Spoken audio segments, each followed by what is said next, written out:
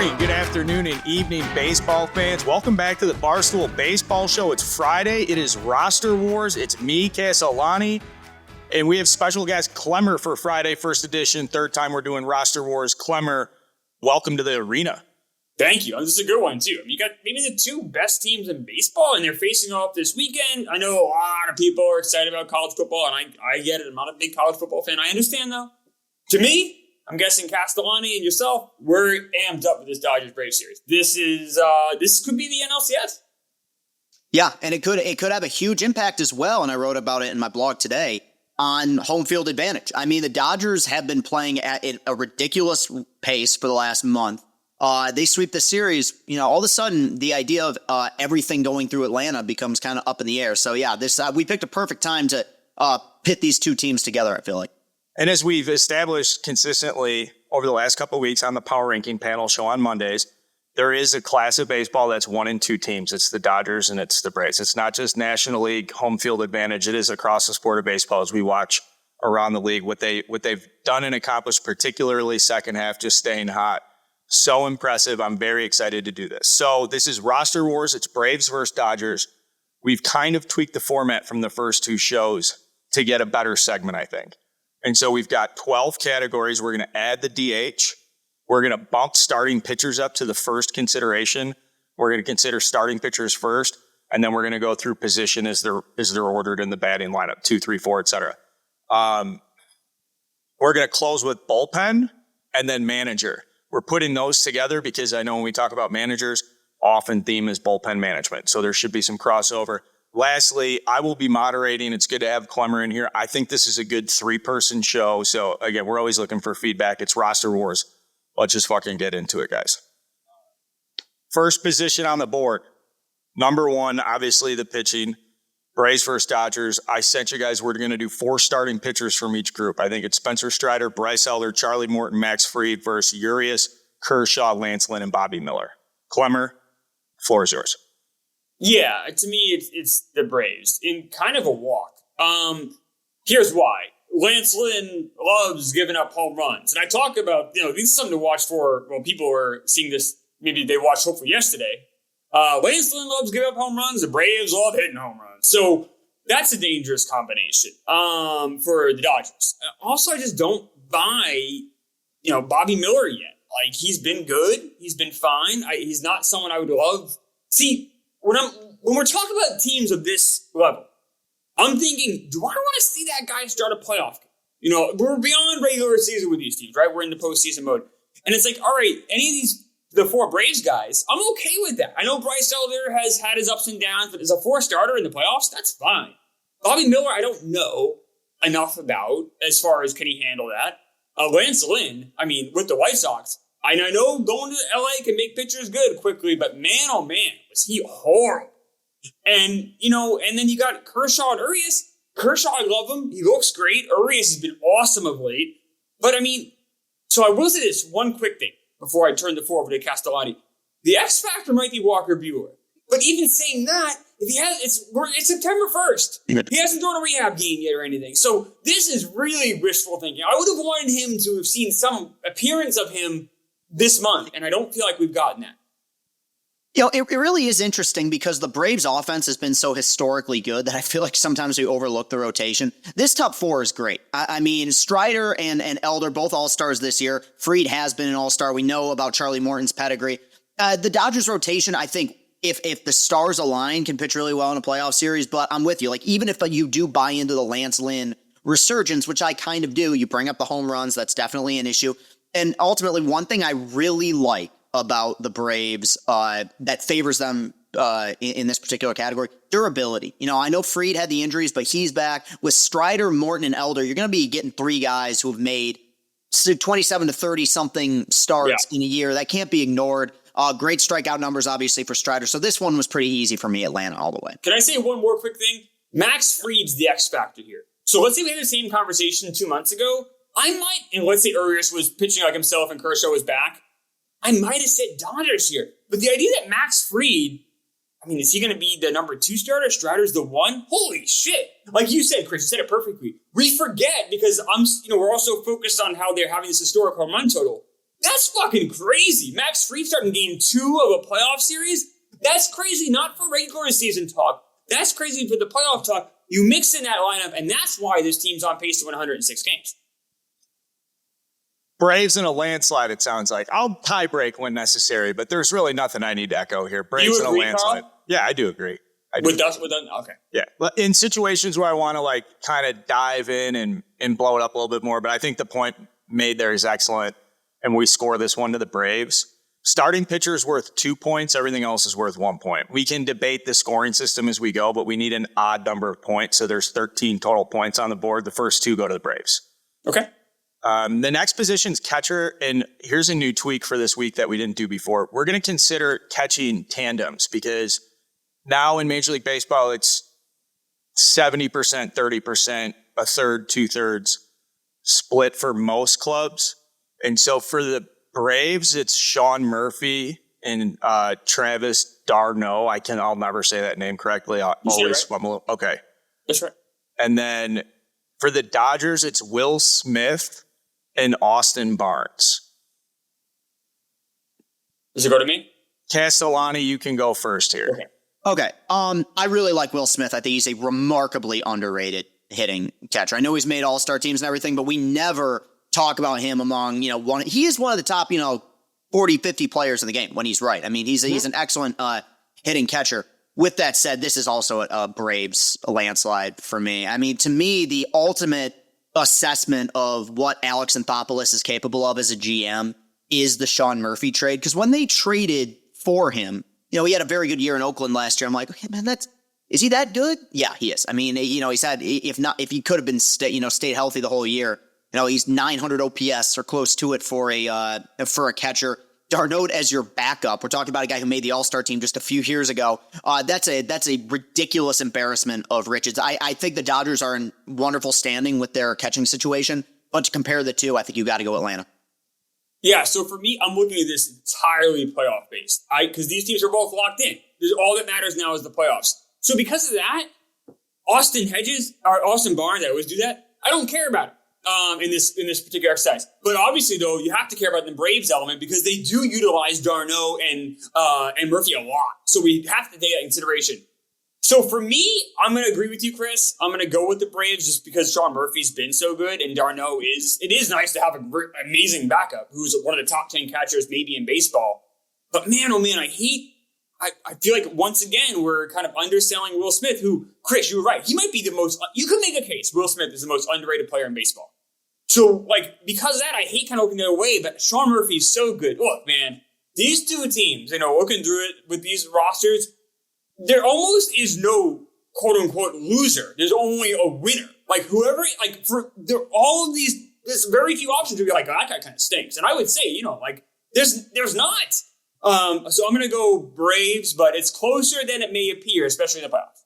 Yeah, I think a tandem, considering the tandem where Barnes weakens you, I like the rotations considering it in a playoff series. This isn't really if they were playing against each other in a playoff series. It's purely about the roster and where the roster's at. No, but in a roster comparison. So I'm agreeing with everybody. I think, but for you making these decisions, your brain's gravitating towards where does baseball matter the most? Like under the heightened circumstances, we can do off-season stuff for 162, and I think we can apply roster wars, going back and taking teams from different eras and stuff. But right now, the only reason we're talking about this is because they're the best teams in baseball. They're playing each other this weekend, playoff implications. So I like where your head's at. It's yeah. I mean, they both have 10-game leads. What do we do? It's all the way about. Now, I'm not talking about playing each other in the playoffs because the Phillies could jump in somewhere.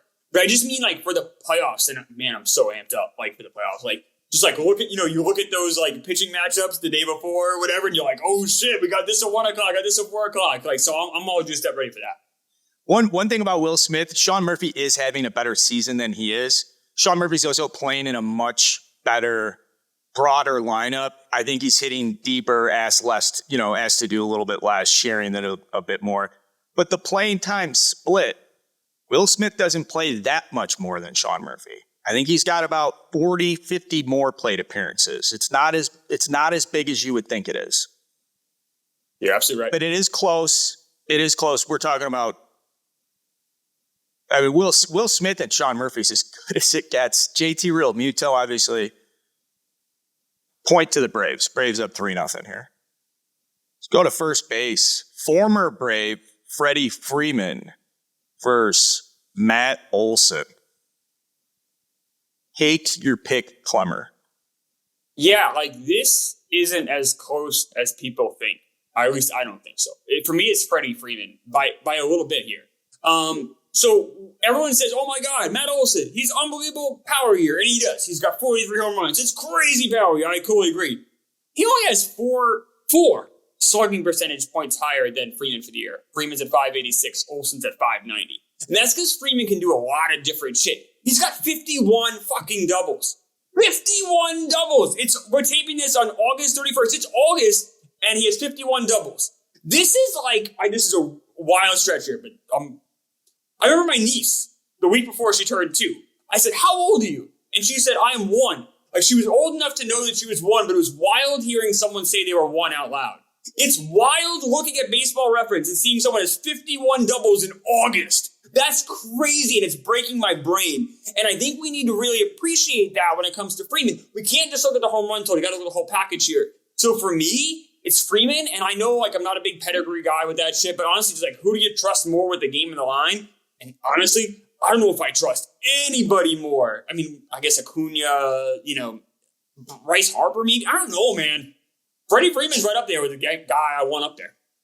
It really is crazy because unless there's somebody I'm leaving out, these are the 2 best first basemen in the sport. Like, it's very rare that either one of these, or that anyone's choosing anyone over Matt Olson. But in this particular instance, I'm with you. I'm going Freddie Freeman. I think that, Olson's had a phenomenal year. I legitimately think both of these guys are going to have strong Hall of Fame cases by the time their careers are over. But with Freeman, he's just such a natural, pure hitter. He truly is the best of both worlds, where you bring up the doubles, obviously, but every time you're just hoping to keep him in the park, he's going to hit a 440-foot home run like what he did last night.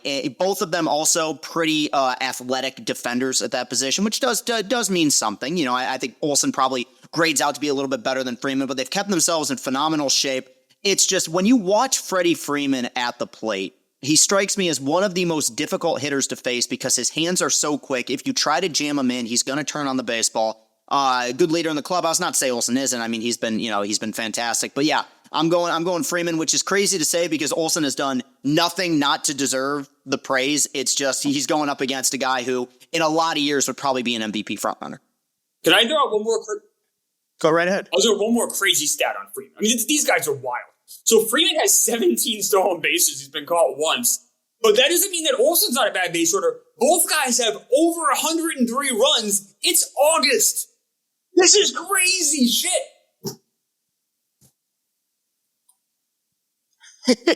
It's nuts.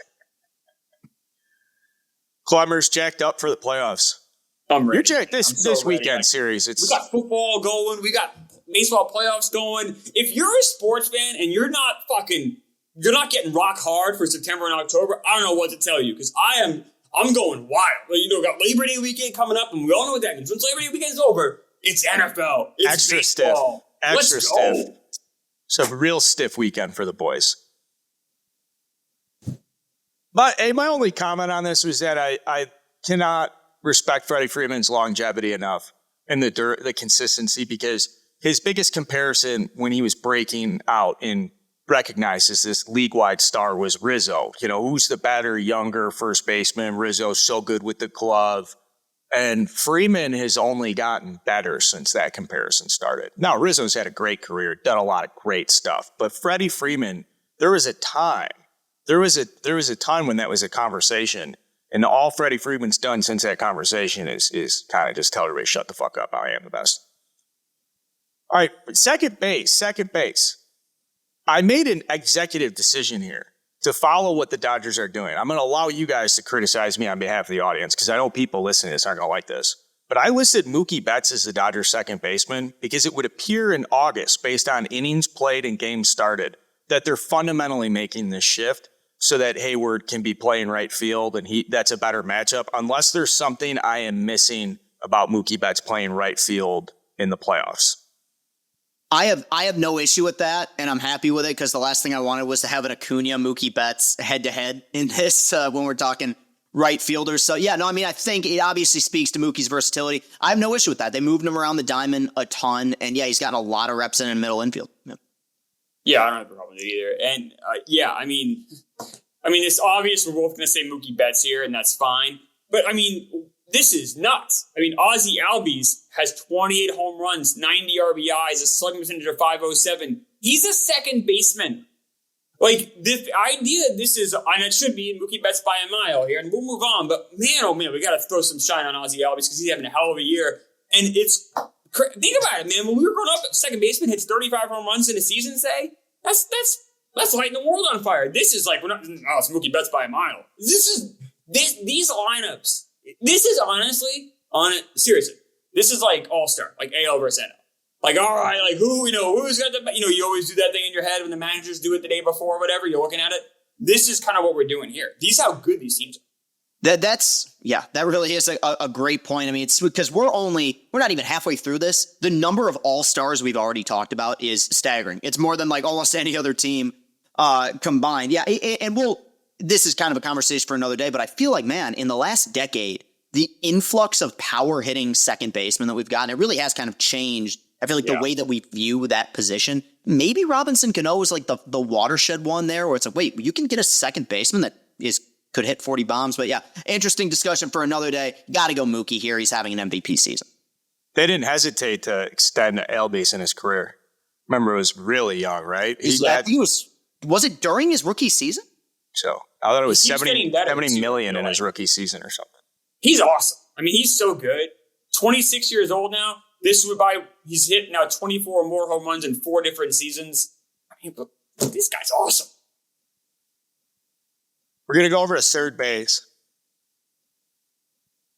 Mookie's so good. We've talked a lot about Mookie the last couple of shows on this channel. If you don't think we're respecting Mookie, we're not going through the Mookie stuff. We've done so much Mookie. I'm Mookie'd out. He's like Plummer compared him to Roberto Clemente, Hank Aaron, and Willie Mays in a show. No, I didn't even compare him. No, not even compare. Saying that I have him ahead of Roberto. Ahead of him in the long run. That's what we're talking about. Yeah. So this is a pro Mookie show. He's clearly the better second baseman. We're over at third base. This is Austin Riley and Max Muncy, which is, going to skew towards Riley, but Muncy does a lot with what he's got. Yeah, no, I'll lead off with this one here. I like Muncy a fair amount, but I'm going with Klemmer's kind of philosophy here, which is how do I judge him in a playoff situation? And a player like Muncy scares me a bit in October. He is capable of being crazy hot, but you're talking about a guy with a high walk rate and a very high strikeout rate and a low batting average going up against the best pitching in the world. There is some concern I have about that with a guy potentially like slumping hard, whereas Riley, consistent as hell all the time, was very good in October 2 years ago when they won the World Series. Really good defender as well. We talk about underrated players, and maybe not anymore, but there was a period of time where no one knew that this guy was putting up 6 WAR seasons like year in and year out. I think that's kind of changed. And he's been fantastic for them. I think Muncy fits into that Dodger lineup so well as a power hitting lefty, but I think Riley's overall game gives him the edge here. Yeah, it's not really much of an edge. I mean, Riley's a 4.64 player. Muncy's a 2.9. It goes to defense here. It's like, honestly, the bats are closer than it might appear. I know Muncy has trouble with batting average, but then he makes up for it with the power and the walk rate.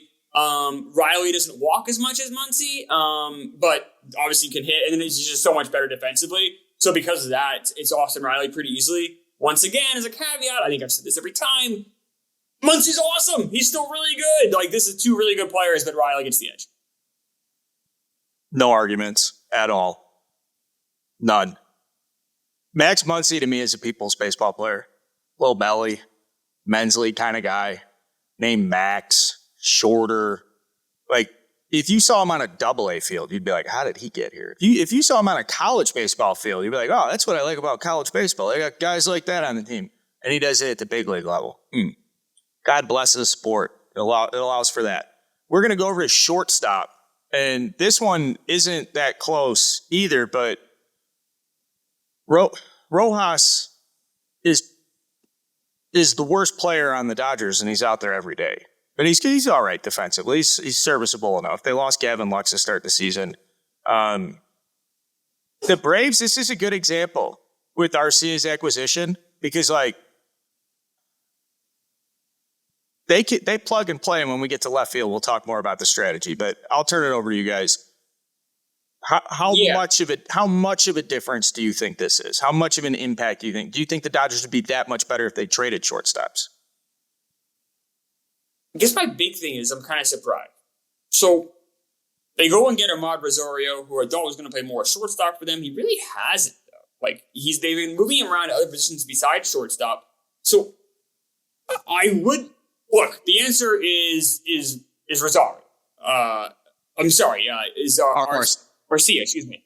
No matter what. So like Arcia is the answer, no matter what. But if they had gone with Rosario instead of Rojas, I would be higher on the Dodgers here, but I would still go with Arcia. So, I don't know. Does it matter? Is it going to make the difference in a series? I don't think so. Watch, I'm going to say that. They're going to play each other, and Arcia will win playoff MVP. But I don't know if it does make that much of a difference. This isn't going to be what matters. What matters is you're going to have a starting pitcher get maybe lit up. One of these offenses might go off. Maybe a guy like Riley gets really hot. Or Mookie Betts and Acuna make the difference. I don't think it's going to come down to this. But like I said, RC is my answer. Yeah, no, I'm with you. I'll keep it short. This is bizarrely, you would think it'd be different for shortstop. This is the least impactful position that we're talking about. I don't really, and Arcia's had a fine year. Neither one of these guys moved the needle a ton for me. I think Arcia, no fault of his own, has benefited a lot from the lineup that he's been in. Rojas just can't hit, dude. I mean, he's a fine defender. I think that they thought maybe they could get something by getting Rosario at the deadline. You know, I'm glad you brought that up, Carl. The Gavin Lux injury really did, do a number on him. I think that is one of the reasons why they stumbled a little bit out of the gate, and like the Diamondbacks were kind of on their tail, which, they were really they were giving him the keys to the car, and that was a devastating injury entering the season. It's stabilized with Rojas out there, but if we're just doing a straight up comparison, I really like Arcia here. Yeah. Can I say this too? One more thing. I think both shortstops are good enough where they won't hurt you defensively. And I think that's really the key and why both these guys are in there. Neither one is incredibly great or flashy or awesome, but they're both really dependable. I would trust both as a playoff shortstop defensively. So I think because of that, it's another reason why I don't think this is going to be a difference maker for either team. Yeah, especially when you've got offense behind the plate and in center field. So these teams are more willing to trade offense for premium defense because you have great defenders. Like Michael, as we're going to get to in center, and we talked about Sean Murphy, like you have the opportunity then to prioritize defense up the middle at one of the positions at least when you're getting so much surplus offense from different positions. Yeah, especially like Carl, like we were saying, like second base. Like you're getting with Mookie Betts, Christ. I mean, you're getting some real legitimate offense in second base. So you can kind of punt that shortstop offense a little bit more if you're that blessed, which both these teams are. Now, left field, I like this one a lot because this is the first time we're using a true platoon in the position. So left field is Eddie Rosario, who's a great sign for the Braves. Great sign. Versus a platoon of David Peralta and Chris Taylor for the Dodgers. I couldn't find a spot for Chris Taylor. I considered utility, but they've got Kike Hernandez, and then it's versus Nicky. I don't really like a utility conversation point. But in this case, I feel like Taylor and Peralta is at the time of recording is the left field platoon to consider. Arguments against that? No, I have none against that. You got to find a spot for Taylor somewhere. They've moved him around the diamond a ton. I think left field, that makes a ton of sense. Yeah, and they play. It's the Dodger way. I mean, they play so many different guys in that outfield. I feel like tracking the innings played and the positions played while I was setting this up because I wanted good balance. Just like, Jesus Christ, these guys have had 10 different center fielders. If you look at Mookie, still playing shortstop. Mm-hmm.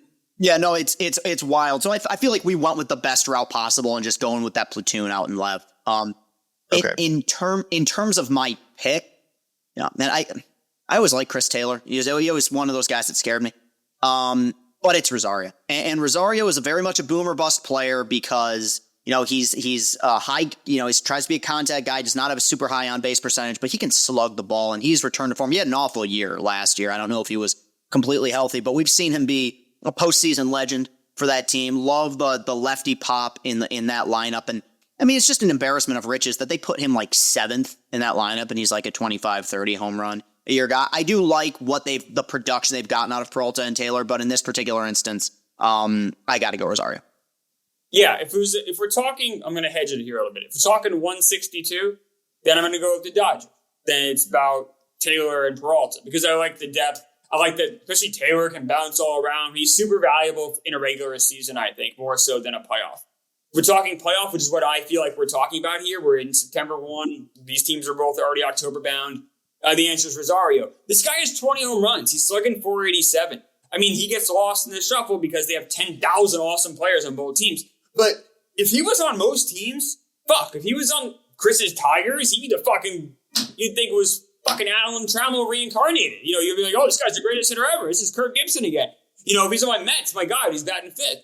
But, this is just not, these teams are so good. You almost forget about a guy like, he's a sneaky guy that could all of a sudden have a 5 home run series. Like, oh, he's the MVP of the NLCS.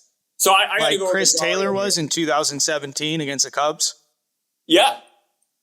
And Taylor, I give him credit, man. He's had this weird career bounce around, super valuable to the Dodgers.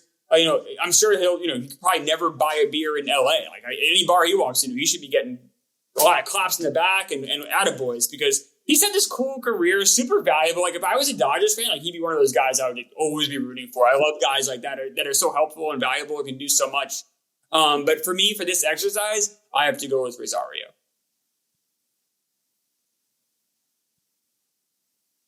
I don't disagree, and I think Rosario is one of the more underrated players in baseball generally. I might say he's drastically, but he's in one of those tiers, not the first, maybe the second tier. Historically speaking, he's a good slugger too, and he only costs him $9 million a season.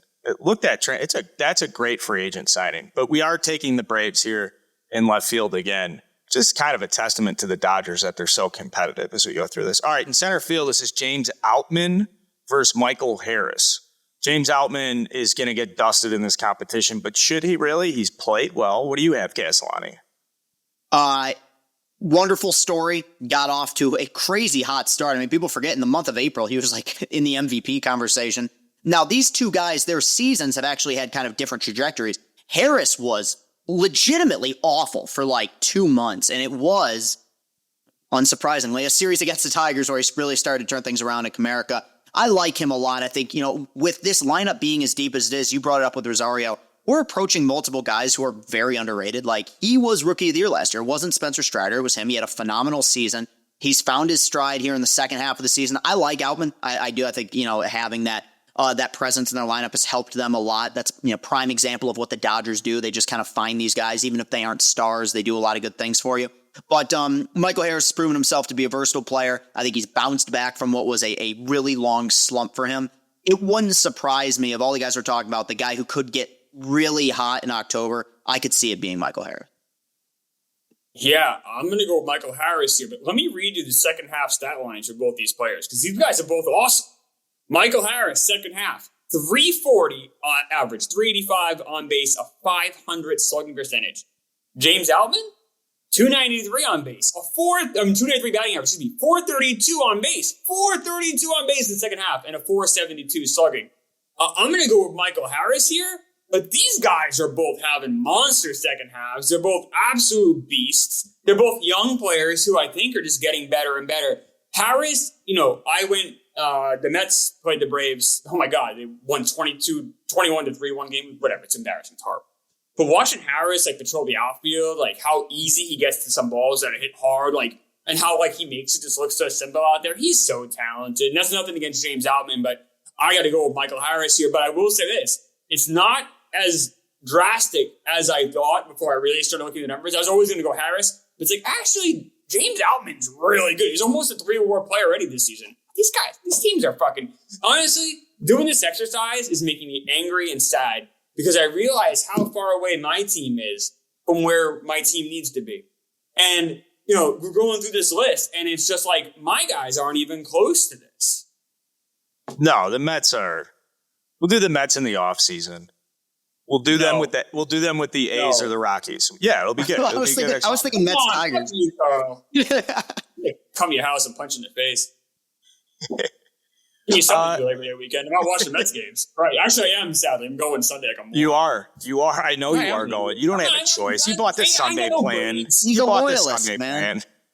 No, they're playing the Mariners, so at least I get to watch one team play well. Yeah. Right field. Jason Hayward, former Brave legend. And then, I mean, what are we doing? What are we doing? Jason, let me say this out loud. I just want to say it out loud so it's on record that I've asked this question seriously. Clemmer, who do you have, Jason Hayward or Ronald Acuna? So I got to go Hayward here. I mean, it's not, I'm fucking around. I mean, obviously, but look, it's Acuna. But I just do want to say though, how bizarre is the Jason Hayward story this season? I want to talk about it. I want to talk about this because I lived through it. This is weird, right? He has 13 home runs this year. If you go back to when he signed with the Cubs in 2016, he only had over 11 home runs once. He's got 13 this year and 256 at bats. He's slugging 480, and I don't understand. It's the Dodgers way. It's the magic pixie dust they have. Because I remember he's always been a great defender. Yes. Offensively thinking, Hayward was cooked in the 2016 World Series. This was 7 years ago, and he finds his way to LA. They platooned him a bit. He's got more pop in his bat. It has been a really cool story. And Jason Hayward's going to be one of those players we look back on and look at his cumulative totals. Like, wow, he actually had a really good career. But talk about guys who are having really good careers. Ronald Acuna, just franchise player, one of those guys, those top-rated prospects that has lived up to the hype. Tenfold. And I believe he just swiped his 60th bag. Absurdity what we've seen from Ronald Acuna. 60 bases. Yeah. Congratulations, Ronald Acuna. It was always Ronald Acuna's spot to lose here, right field. The Jason Hayward is an interesting paradox. I'll ask you this. If you were a player, now Jason Hayward in 2015 was phenomenal with the Cardinals. He was a much improved player with the Cardinals offensively than he had been historically. The Cubs beat them in the NLDS, and then he signed that offseason with the Cubs. He was good with the Braves, though, Carl. I'll push back. Yeah, he was good. He was good with the Braves. His best season was that. His peak was the Cardinals. He was getting better. He was improving. He was steadily improving. And he had a great season with the Cardinals. That rookie year was really good. I don't know.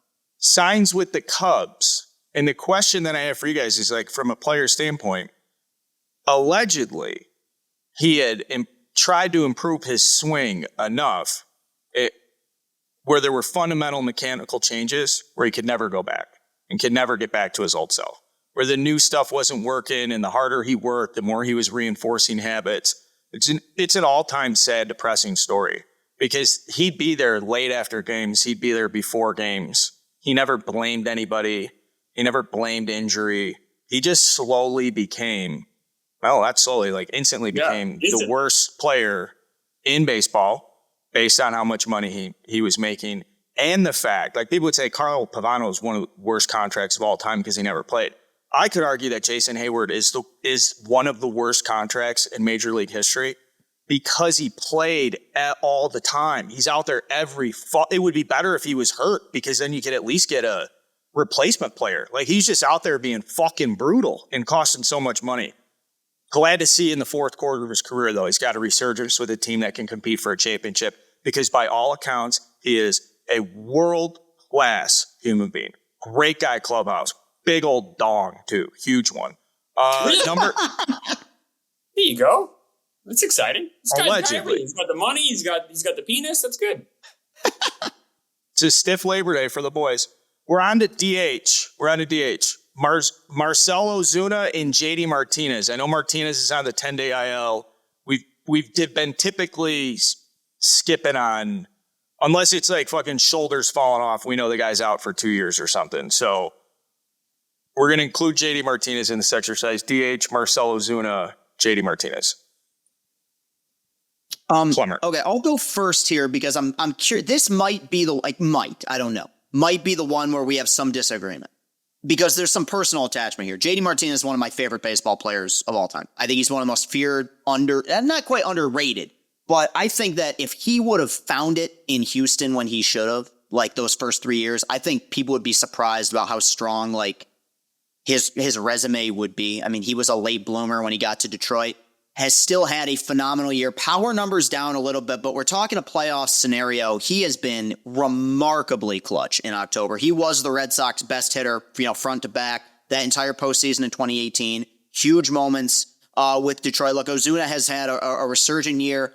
I'm a big JD guy. And I think that when you get to the postseason, it is to your advantage to have, hitters who are low strikeout rate guys. Not to say that Ozuna is somebody's going to strike out all the time, but I think that sometimes that opposite field single is every bit as important as the home run you're going to hit. I think JD has that perfect balance. Ozuna's had a nice year, as the DH in that lineup. I'm going JD here, but I am interested to hear what Clemmer has to say about this.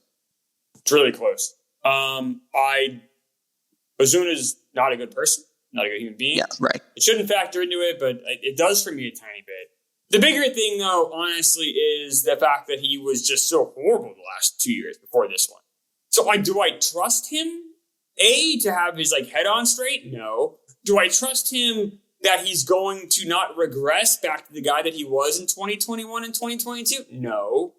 JD Martinez, he definitely, last year we noticed he still had the double numbers, but the power numbers weren't what they were. And this year, I feel like the on-base percentage isn't what it was. And I don't love the fact that he's on the IL. I'm probably being biased here. I'm going with my heart instead of my head, which I hate to do.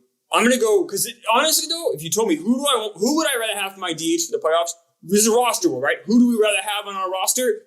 For me, I'm going to go with JD Martinez until I see that he can't do it. I know there has been times when Ozuna can't do it. I don't get that same, I feel so much more confidence with JD Martinez. It might just I'm looking back and not forward. Maybe this will bite me in the ass and someone will clip this in October and maybe I'm wrong. And this is the one I'm the least confident about. I'm going to ride with JD.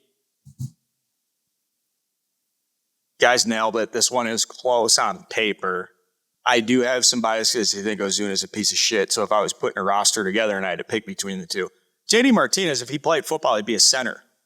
Maybe the power numbers are down, but he's like a leader and understands the plays and who does what and everybody's strengths and weaknesses. He's a great person to have around the clubhouse and a senior veteran, mentally cerebral hitter. So that's it. That's the level of how close they are that I'm talking about stuff like that. Right. That I value that more. Ozuna, to me, stands out as a guy. Pitcher's got 90-9, sick movement, nasty slider. You really just got to, he's in the box. I got to give a fuck. I'm going to see the ball and smash it. And in the playoffs, that's exactly the type of guy you want in clutch moments when there's nasty stuff in the 7th, 8th, 9th inning, and you've got the guy up there that just has supreme confidence in themselves. JD Martinez ultimately has done it before. Great points by Castellani. I do think it's JD Martinez along with you guys. I'm just wrestling through this one a little bit more, not so easy to stamp it. And I am willing to recognize my bias like you, Clemmer. I don't like a piece of shit on a team.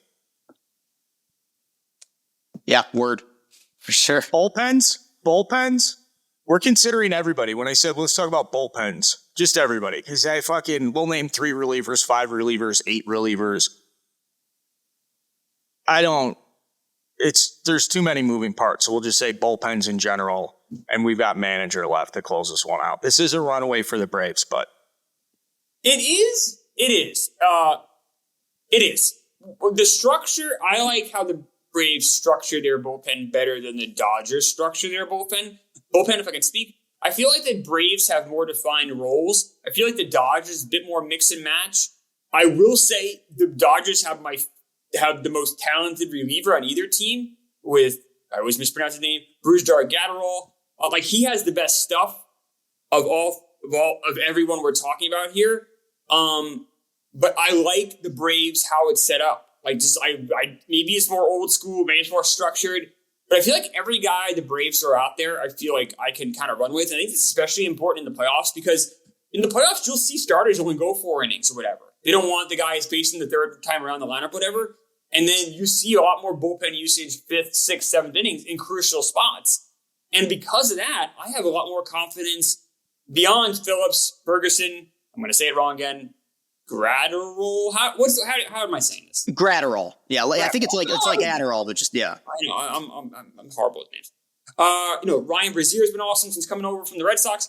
I don't know, but I just like the Braves setup better.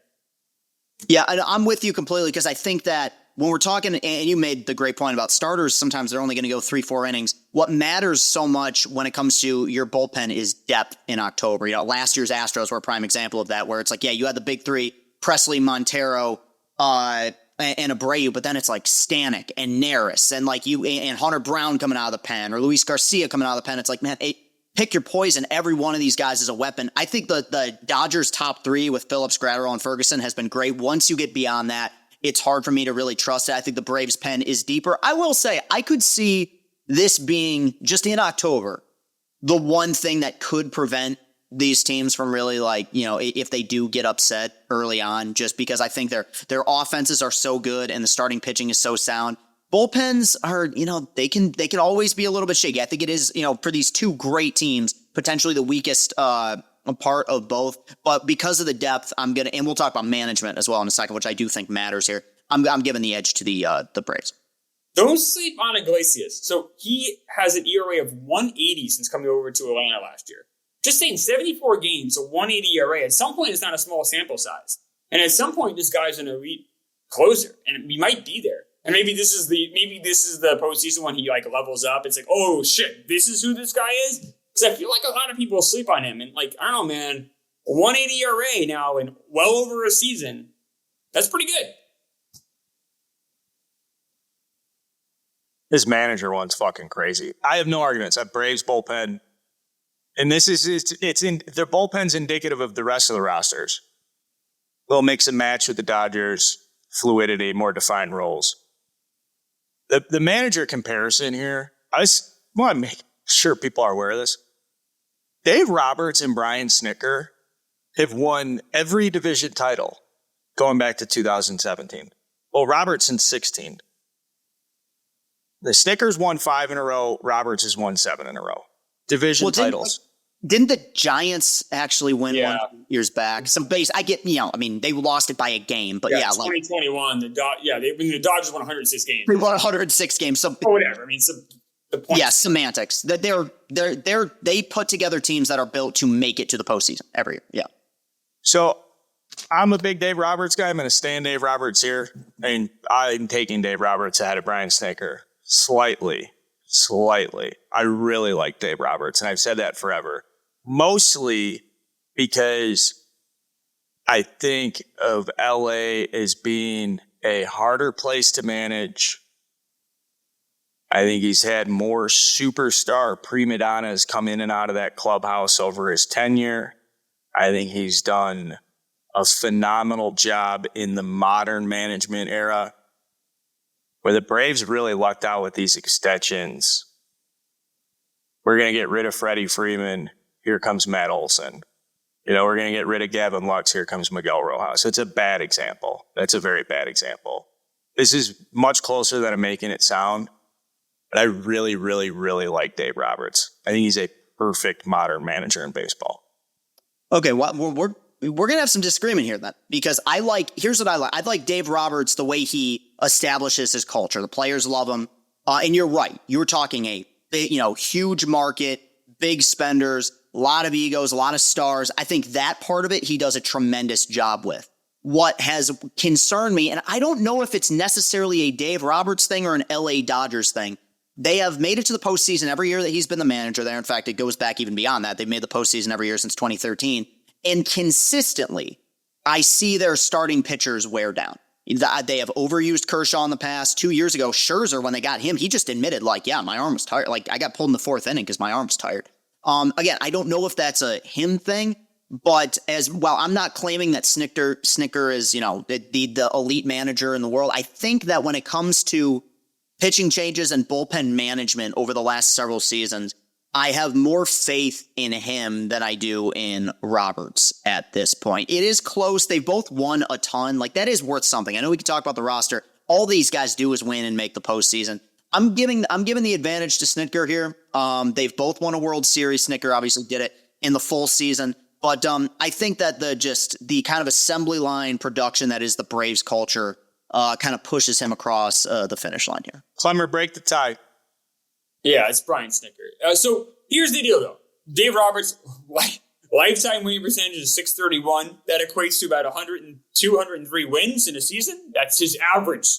So he's awesome. But you guys say big spenders like it's some sort of like badge of honor. Like, he was able to overcome how they spent so much money. It's like, that's a good thing. Like, Brian Snickers had to do a lot more with less. Like, I mean, I'm just saying, like, it's harder to manage the Braves than the Dodgers because you have $100 million less to play with. Like, yeah, but that's just because guys are getting fucking $6 million this year.